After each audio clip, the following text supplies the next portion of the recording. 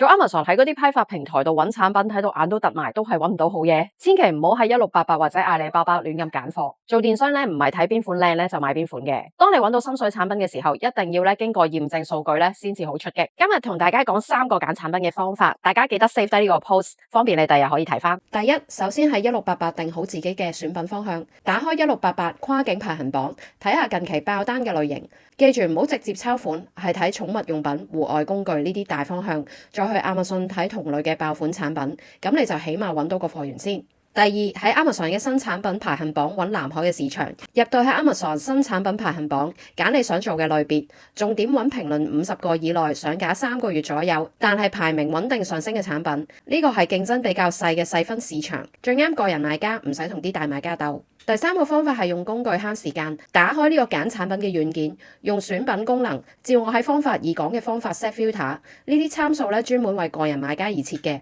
系統咧會直接幫你篩出低競爭同埋高需求嘅產品，唔使自己逐樣睇到頸都痛埋，你仲可以叫 AI 幫你分析，慳翻80% 嘅時間。我知新手揀產品嘅時候咧，就最驚揀錯貨賣唔出。但係記住，揀產品咧就係持續重複以上講嘅3個方法，同埋用工具去篩選，絕對唔係靠彩數嘅。新手想知道點樣揀產品咧，我喺下場分享會咧就會教大家用 AI 咧去分析數據，同埋揀啱嘅產品嘅。想學嘅話就快啲去呢個 post 下邊條 link 報名啦。